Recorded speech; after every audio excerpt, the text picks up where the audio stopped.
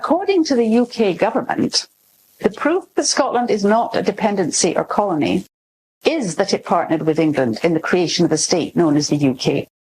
This is an assertion that first appeared in 1954 under the Royal Commission, which was commissioned just as decolonisation was getting underway at the United Nations, and that is not a coincidence.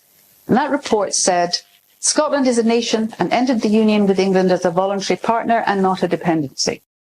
Now, the sole evidence of any partnership is the partnership agreement. In this case, the treaty and acts of union, which enabled the creation of a single kingdom and parliament of the state of Great Britain.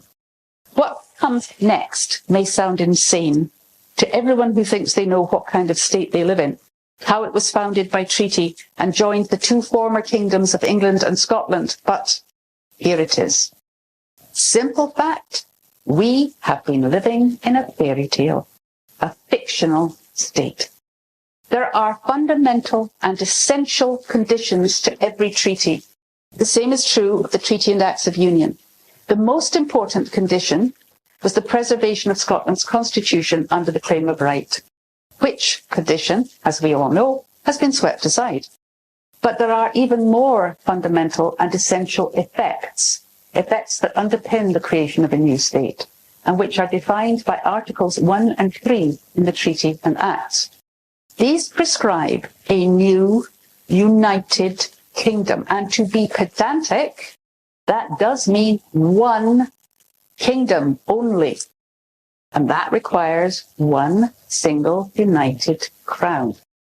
What really happened?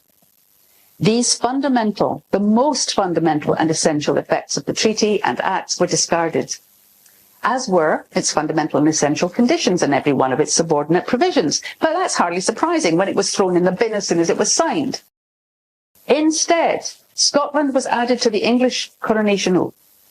That means it was added to the English crown. Our own crown remains to this day as incompatible as ever with the English because the Scottish crown is the community of the realm as, and not, as in England, the monarch. But it has been made subordinate to that of England. So there are two crowns still, two kingdoms. Scotland is administered by England. And this is why no English monarch has taken the Scottish oath of accession and the oath to maintain the claim of right in its entirety as required by Scots law since 1703, in fact since 1689 and before.